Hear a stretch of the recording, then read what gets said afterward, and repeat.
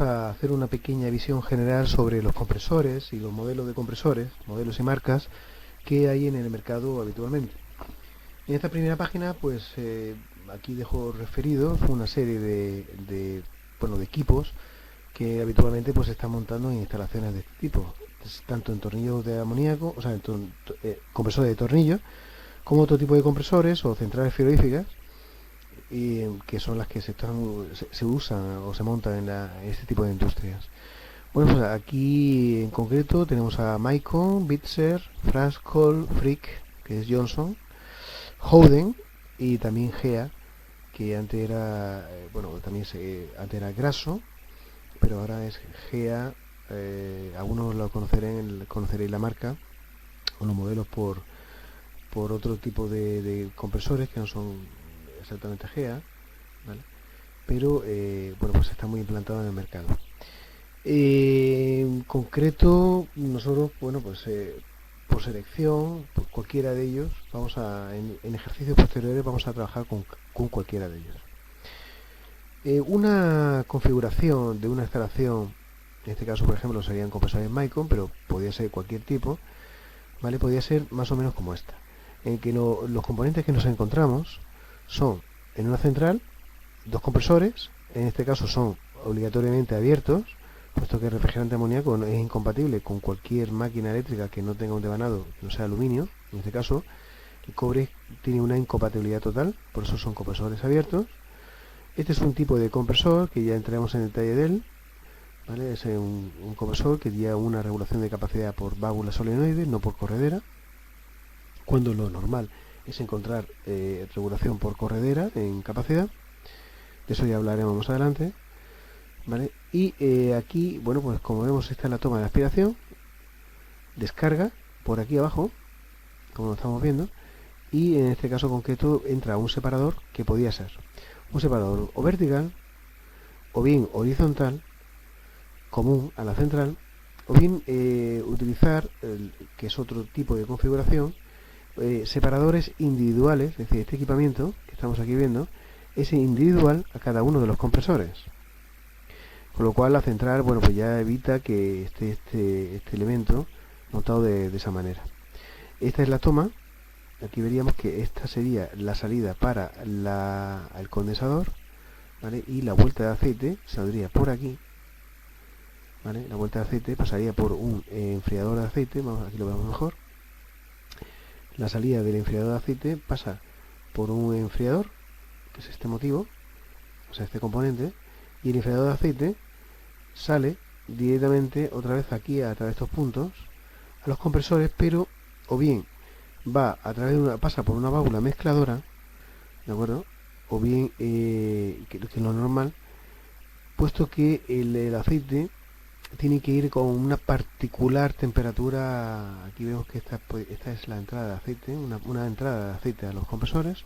Estos compresores tienen entrada por la parte superior y entrada por la parte inferior para su lubricación total, pero lleva un condicionante. O sea, aquí hay otra, ¿vale? Otra entrada de aceite, es esta, que viene aquí, de la salida del enfriador, ¿vale? Y su misión, la misión del separador, del enfriador de aceite, en este caso no el separador, es mantener una temperatura óptima de unos aproximadamente 50 grados en el aceite que es reintroducido a lo que es el cárter del tornillo, a todo lo que es el cuerpo. Aquí esto es un ejemplo de compresores, de potencia frigorífica de compresores de este modelo, podría ser Frascol o modelo Maicon, pero lo que quiere venir a decir es que hay máquinas que se montan sin economizador y máquinas que se montan con economizador. Esto vamos a verlo más adelante, que son cada una de ellas, y aquí tenemos una tabla de referencias en la cual vemos que los modelos que se montan sin economizador, es decir, que están orientados a una etapa de compresión solamente, prácticamente, bueno, pues pueden tener hasta de desarrollo hasta una temperatura media de menos 20 en evaporación, es decir, temperatura media. Sin embargo, los que llevan economizador trabajan a temperatura negativa, son para instalaciones negativas. Este es el compresor Micon que hemos estado hablando, que lleva aquí lo que es la regulación de capacidad por medio de estas dos valvulitas, ¿vale? Que deja paso a más cantidad de refrigerante a los tornillos o menos cantidad. Aquí lo dicen, la capacidad se regula mediante etapas de válvulas solenoides 100, 75, 50, es un compresor muy efectivo, de tipo clásico, ¿vale? Y también admite un variador de frecuencia en su trabajo para poder modular el rango de velocidad. Esto es otra ventaja. Esto es una bancada montada con un compresor Micon. Aquí vemos el motor eléctrico y la diferencia de la de antes es que aquí el separador de aceite pues viene montado debajo.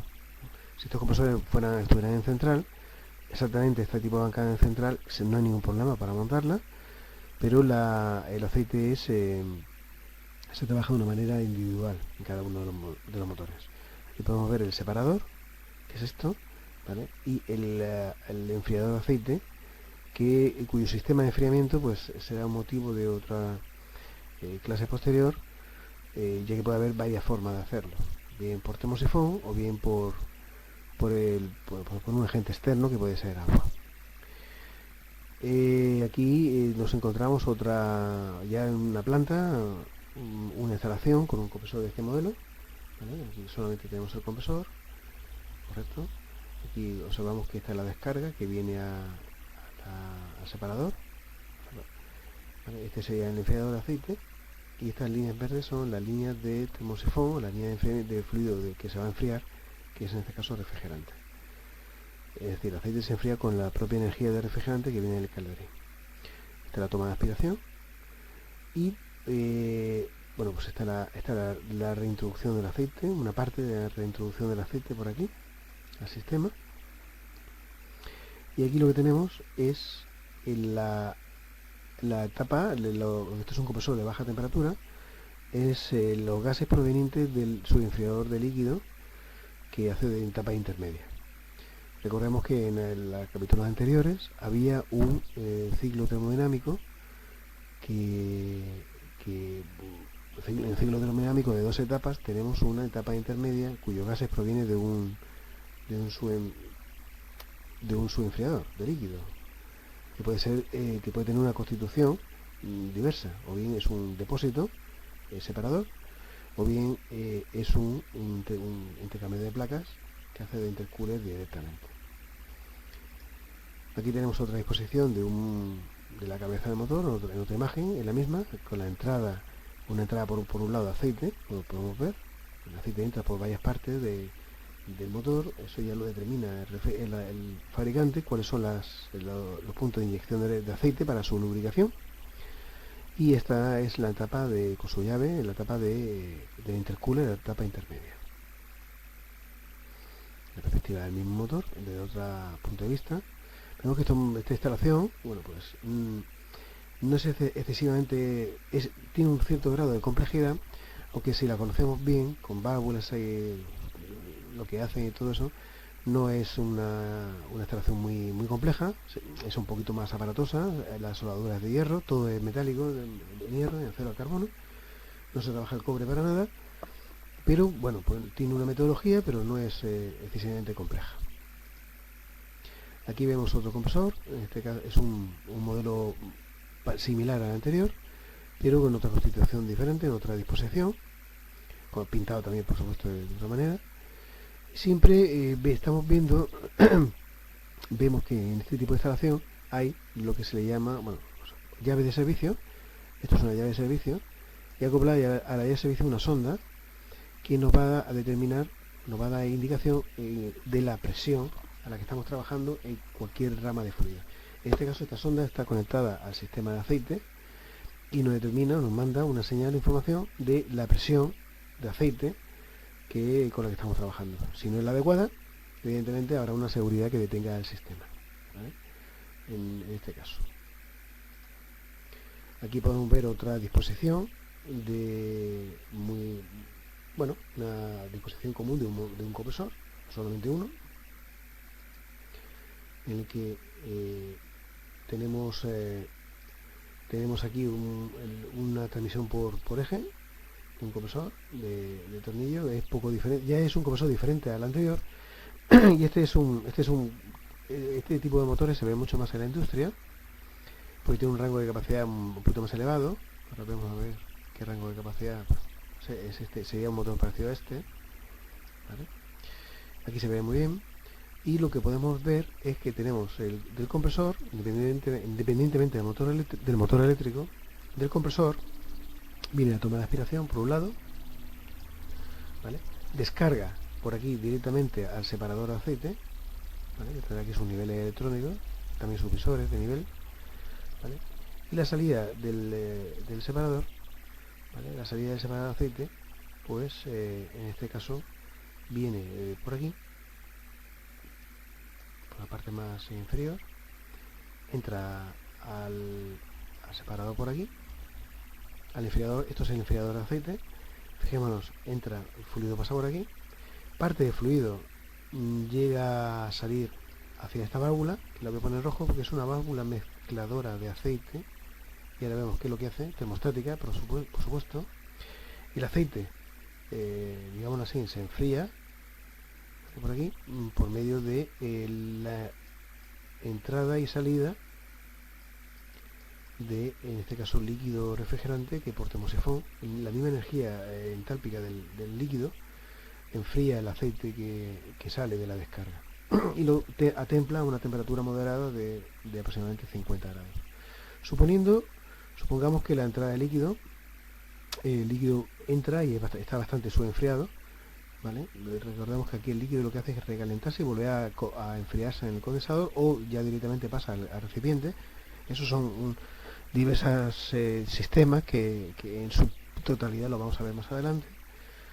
El aceite que sale por este punto, el aceite sale, vamos a ver cómo lo dibujamos, el aceite sale al sistema por aquí. Recordemos que la presión es por ahora la presión de descarga, es decir, que es una presión única, por lo tanto, dependiendo del grado de apertura de válvula, todo se mezcla.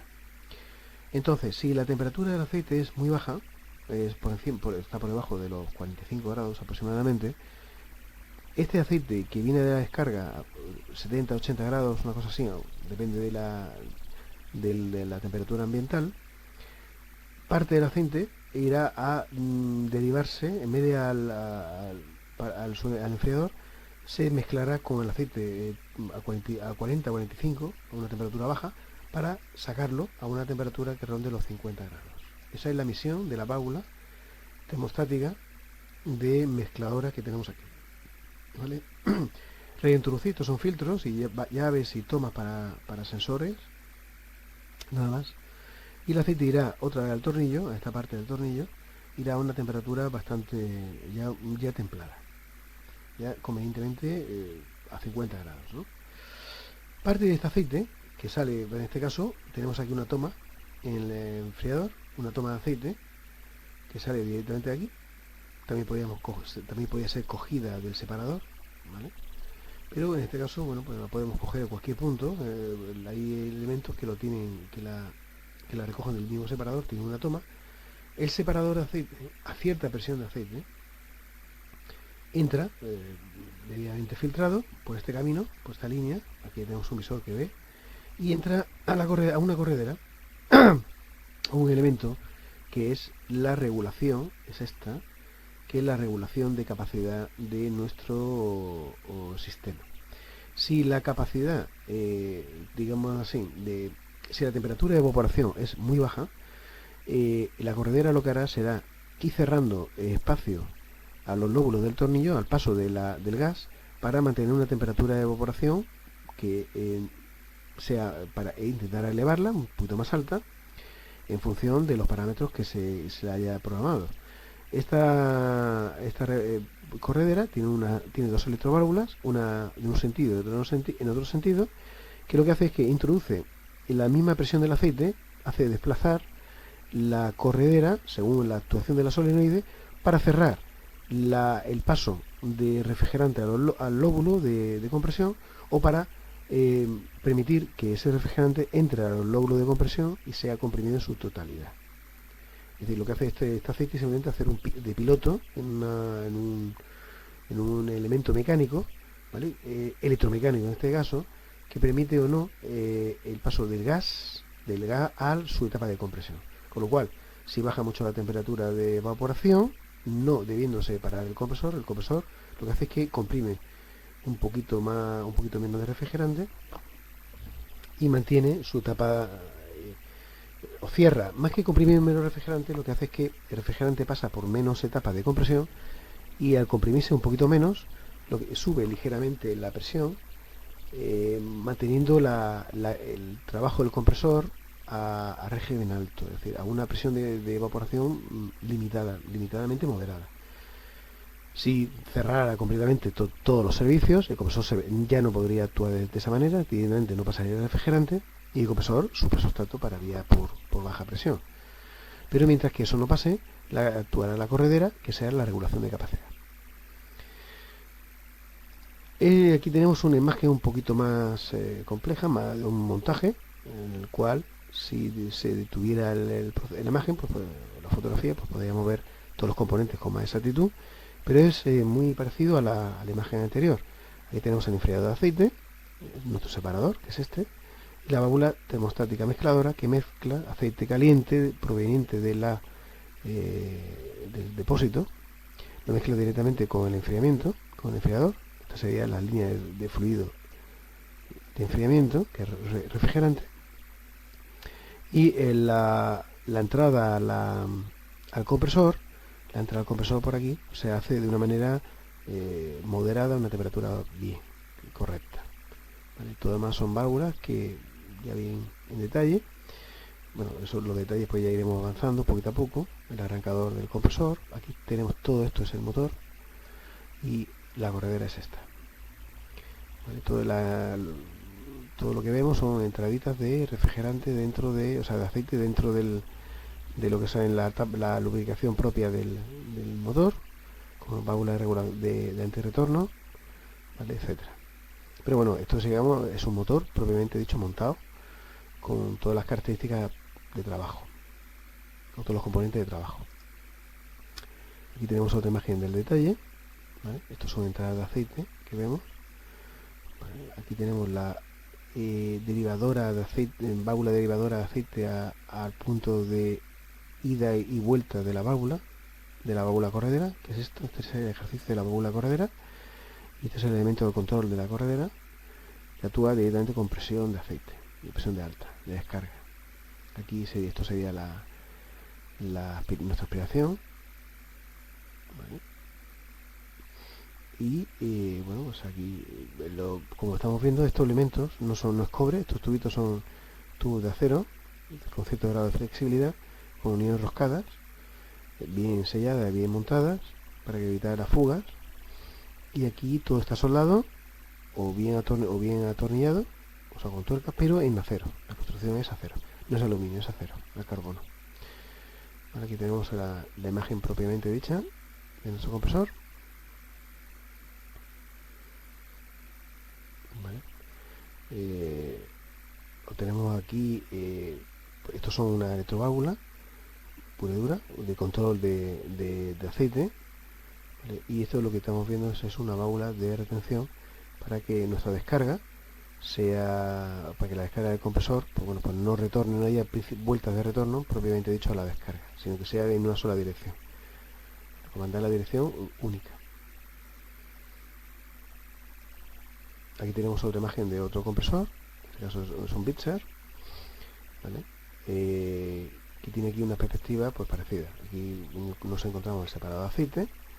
El separador, como es un elemento de presión, pues estas válvulas son válvulas de seguridad que se incorporan al sistema, ¿vale? Y bueno, pues hay diversos tipos de montaje. Aquí, bueno, en este caso sí que también trabaja por corredera. Este compresor de tornillo. Aquí tenemos el elemento de control de la corredera, ¿vale? Y bueno, pues ya entraremos un poquito poco a poco porque al principio parecerá un poquito complejo, en los detalles más significativos propiamente significativos de este tipo de instalación ya en esquemas. Bueno, pues nos vemos.